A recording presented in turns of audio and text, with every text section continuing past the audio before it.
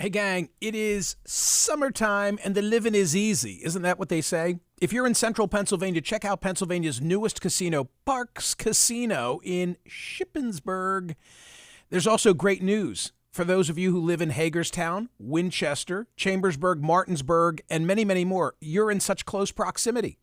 Now you can get lucky in no time at Pennsylvania's newest casino, the all-new Parks Casino in Shippensburg, less than an hour, by the way, from Harrisburg.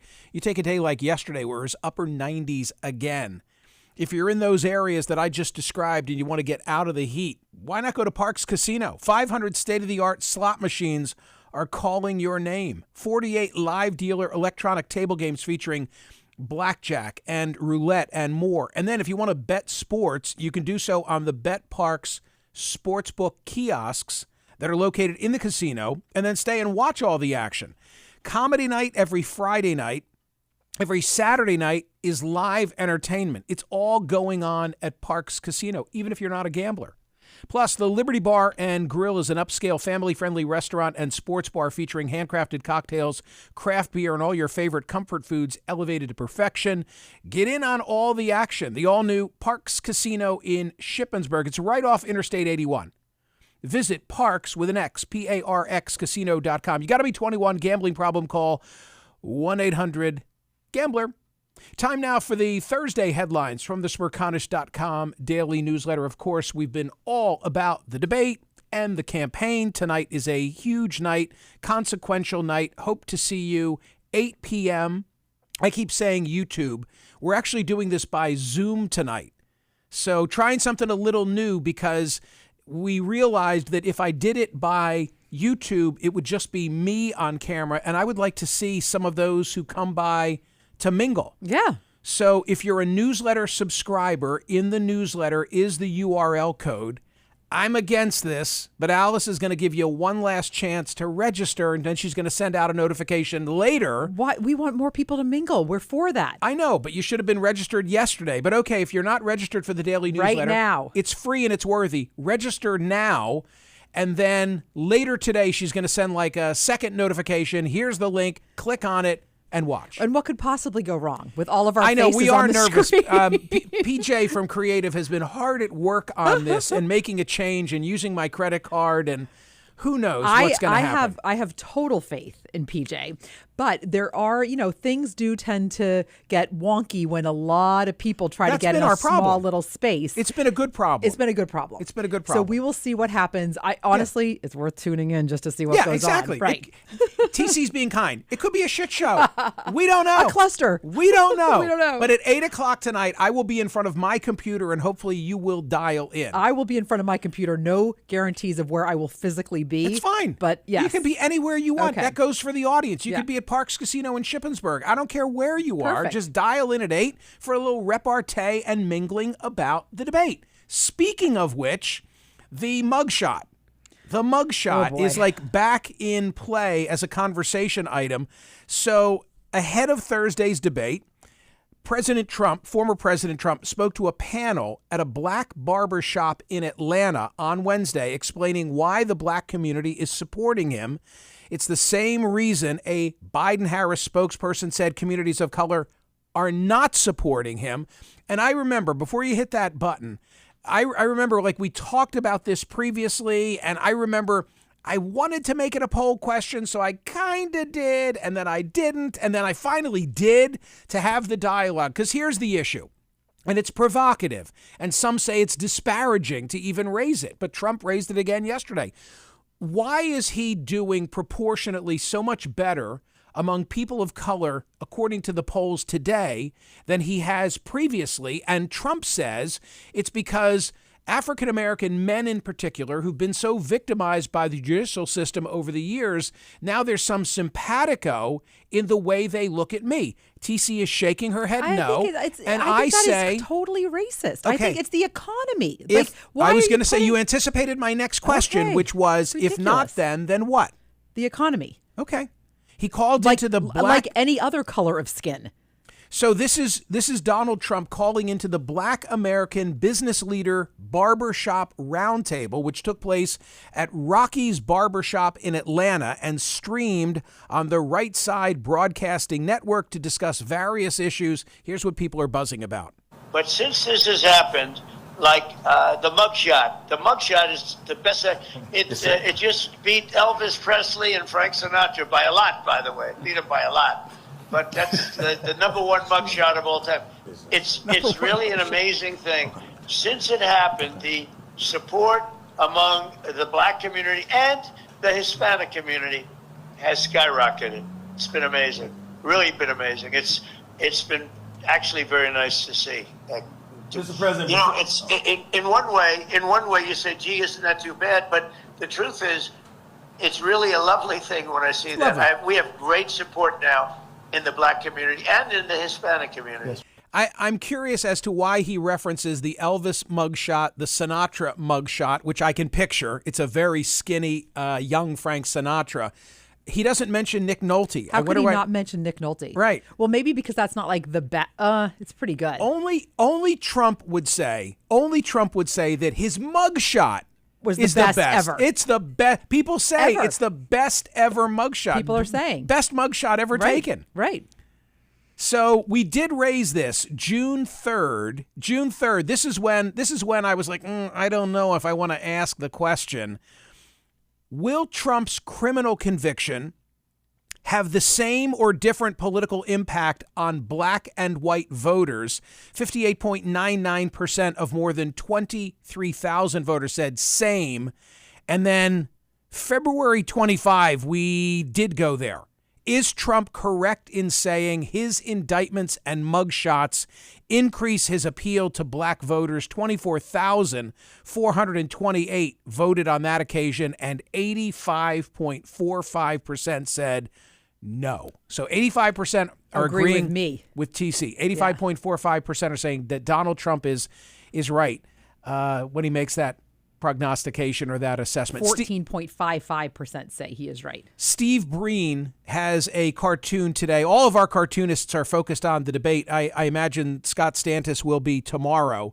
So Steve Breen, it's a split screen, and it's Biden saying on one hand from the podium, there will be no audience for the presidential debate. And then in the alternative view, however, there will be some Biden supporters on hand, and all of the hands are out there to kind of prop him up. Yeah, they really are. We will see. Yikes. We will see. Yikes. I think the likelihood is that barring something huge, tomorrow we're in the same place that we are today. When I look at that data, I have never seen anything like it, and I look at all the metrics. The New York Times poll tracker, Real Clear Politics, Nate Silver's examination of the day, all of it, which I've talked about on air. I've never seen anything so tight in my life in terms of a presidential race. Whether you're looking at the national surveys, whether you're looking at the battleground states, they are just neck and neck, and nothing has shifted it. Nothing has shifted it. So why would we think that tonight will shift it? We'll see. Yesterday, 26,266 votes cast. Should you have the right to cover your face in public spaces for any reason you choose? 60.36% said yes, 39.64% said no. I'm asking it because of a number of controversies, including in L.A., a violent protest Sunday outside a synagogue, anti-Semitism, terrible event. Karen Bass, the mayor, said that L.A. needs to consider rules governing demonstrations and the wearing of masks by those protesting. And Governor Hochul in New York and Eric Adams, the mayor of New York City, have been similarly assessing their laws. I didn't realize that up until the pandemic, there were laws on many states that said you can't cover your face in public settings. And I could flesh it out with more specificity, but you get it. And then they went off the books because that would have precluded you from having a medical or a surgical mask. Were you surprised by those results? Yes, 60%, totally. Yes. Totally surprised. I thought you would be, considering our conversation yesterday. I know, but I fault the fact that we were so busy yesterday and there have been so many election issues that I really didn't flesh this out and explain it fully. And if I had done so, maybe it would have been a different result. It's okay with me. I mean, it is what it is. I was just surprised. But is it like civil libertarians? Is that what we're talking about here, you think? Yeah. Has to be. Yeah. Like, so don't tell me what to do with my body. Right. I mean, if you're showing up outside a Los Angeles synagogue, according to 60% of the audience, you can cover your face for any reason whatsoever. I think it's more complicated than those results would suggest. That's the way that I would put it. And today's poll question at Smerconish.com. I love this poll question. I love it. Which is a more guaranteed career path, vocational and technical training, or traditional 4-year college degree? Darnell Epps on today's program, having written a piece for the Washington Post explaining that he just graduated from the Yale Law School, arguably the most or second most or third most prestigious in the country, and also that he graduated from trade school. And I read his piece, and I read a piece that was published in USA Today by an individual who, Wall Street Journal, who is an HVAC technician, and said, hey, I was on a college path, and then I decided to go in this direction, and guess what? I'm doing great. So, yeah, it's a really interesting conversation, and as voter number 101, because that's what I was today, at that time, very lopsided in favor of trade schools. Because I'm the one that posts the poll question. Yeah. I'm always voter number 1. Is that true? You post it and vote it to test it? Well, I test it every single day. Smart. I test it. So every once in a while, someone must be up really early, like 4:45, and sneaks in. So I'll be voter number 2. But usually I'm voter number 1. That is funny. Yeah. More headlines now from the Thursday edition of the Smerconish.com daily newsletter. An Albert Einstein. I'm going to ask it open-ended. Here you go. What Albert Einstein letter to FDR. How much? In the summer of 1939, with war in Europe looming, several U.S. scientists entreated Einstein to warn President Franklin D. Roosevelt about recent advances in nuclear research that Germany might leverage to invent an atomic bomb. Einstein, a pacifist, set to work. The renowned physicist holed up in a cabin on Long Island's North Shore. Hey, that's where I was last week, with fellow scientists Leo Szilard, who also helped write a letter beseeching Roosevelt to invest in atomic energy research before the Nazis could harness the same science to make extremely powerful bombs. That letter, they say, $4 million. Wow. $4 million. Christie's plans to ask at least that for this 2-page typed letter dated August 2, 1939, and begins bluntly, Sir, recent work in nuclear physics made it probable that uranium may be turned into a new and important source of energy. Here's the question. If a foreign entity buys that letter in a few years, could it be repatriated to the United States in a wonderful ceremony at the embassy? I will travel if that becomes the case. I'm telling you, that's funny. Your UK adventures remain, from everything on Instagram, etc., a real topic of conversation and a really neat few days. My buddy Larry Seisler yesterday sent me a text and is speaking of follow-up to the UK trip, and he said, tell me again, where do you get your head shaved in London? And I said, Trumper of Mayfair on Curzon Street, but only go to the Curzon Street address. There you go. Okay. Anything else you would like to share with us? Where do you buy your cigars? Various places, but usually Souter of Mayfair. Oh, how fantastic. Yeah. I have dual relationships over there when it comes to that. Got it. Johnny in Knightsbridge takes care of me, too. Oh, there you go. Perfect. TC After Dark. It is a Thursday. What is going on? So, I started TC After Dark talking about how we've talked a lot about AI, artificial intelligence, ChatGPT here. We have talked about it here on the radio a lot. For sure. And you, Michael, have done, you've had ChatGPT write a CNN commentary as an example of that. So it started me thinking about, wait a minute, could ChatGPT write a whole podcast in my voice? I didn't do a long like that. What I did was I took maybe the last 9 TC After Dark episodes and then in little short bites had ChatGPT write about them. Oh my gosh, it is hysterical. Basically, in order to sound chatty, this is what you need to do. You need to go, and then you have to go picture this. It is a riot. I had such a good time taping it, and I think you will enjoy it. So it's funny you bring up Chat GPT and your podcast, because someone sent me, I won't identify her or him or they, but someone sent me a missive this week, someone in my orbit whose opinion I really respect. And this individual, in scrutinizing my podcasts, asked Chat GPT what could be done to have more downloads per episode. And? Well, it's not so much that there was great advice that came from Chat GPT, but rather that this individual whose opinion I really respect would turn to Chat GPT for something. I would turn to Chat GPT for background about Einstein and FDR. That's how I would use it. If I want a very quick, because I can say to Chat GPT, give me 250 words. You're almost using it as Google. I'm using it as Britannica. And they're using it as like advice. Right.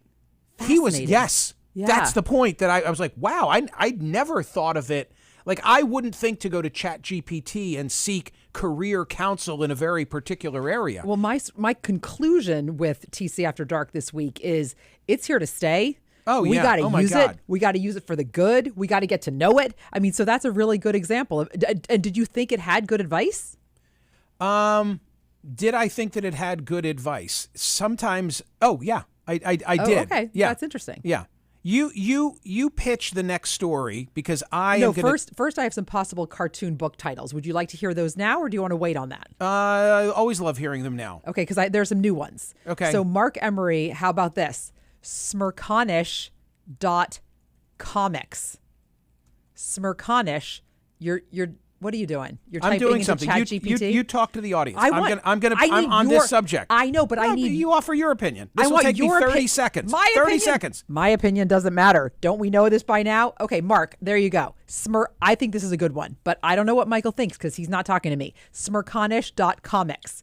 Kelly Harpole, Demagogue Playbook. Shirley has a good idea. Have each cartoonist draw a cartoon of you, meaning Michael, but Michael's not talking to me right now, to put under your name, and then subtitle Life in Cartoons 2024. In other words, have the cartoonists draw cartoons of you. I like that. Laura. Okay, you ready for me? No, I got this. I want but a demonstration that blends together what you're doing and what you just discussed. Go ahead. Okay. So What did you ask ChatGPT? I'm working under pressure here, because this is not the way I would spend more time on my inquiry. But here's what I'm putting in ChatGPT right now in real time, and I haven't hit the button yet. Michael Smerconish is publishing a book of editorial cartoons on the 2024 election, drawn by. Should you put political cartoons? Drawn by. See, you're making me Not nervous. Editorial? Of editorial, I'll say editorial/political. Well-regarded editorial cartoonist. He needs a title. What can it be? Okay. And I'm going to hit the button. Okay, let's see. Boom. I hit Bada the bing. button. Seconds and later. Here we go. 2024 through the cartoonist lens. Election sketches, 2024 in cartoons. The Pen votes, 2024 election cartoons. Drawing democracy, the 2024 election. Pencils and politics, cartoon ballots, the illustrated ballot, ink and vote, satirical strokes. Now, look, I got to say, our folks have been great, but seconds. Holy crap. How do you compete with that? I said my point on TC After Dark was I'm not talking about 20 seconds. I'm not even talking about 10 seconds. Right. I'm talking about 2 seconds. If you said to me that Sally in Missouri suggested satirical strokes, the 2024 election in cartoons, I'd say, good job, Sally. Sally, that's worthy. Sally, you got something. But TC, notice beyond this book, the more significant issue here. If you work in an intellectual property capacity, creative process, you're a script writer, you're a how do you compete with that? Well, that's my point, is that we have to use it and know when it's being used on us. Like, we have to get to know it because it's here to stay. Okay, since we're talking about this, can you please comment on these? Yeah, Mark, sure. Smerconish.comics. Like Smerconish.com, all in capitals and like the that. X. I like that. I like that a lot. Smerconish, because I do want to promote the newsletter. That's kind of cool. Yeah. And then 2024 political drawings from the Michael Smerconish Daily Newsletter. Kind of cool. Yeah. Shirley has a good idea. She boy. says, have each cartoonist draw a cartoon of you Love that. to put under your name, and then the subtitle Life in Cartoons 2024. That's thinking outside the box. Yeah. Yeah, I'm not going to put myself on the. I don't think I'm going to All put right, myself I on the. just wanted you to hear those too, because I thought there's those were going unusual. to be. But listen, Yeah. there's going to be an introduction from me in the book. It should have a cartoon of So you. rather than a picture of me, Totally. it should be a cartoon. Yes. And by the way, you just gave me another idea. What? Which is, how about, and there's going to be a bio of each cartoonist. Yep. And I was going to have their photograph. Maybe I should have each of them sketch themselves. Yes. I love this. I love it.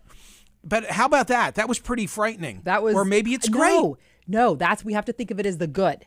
The good. I We mean, can use it for the good. I like 3 or 4 of these. I know.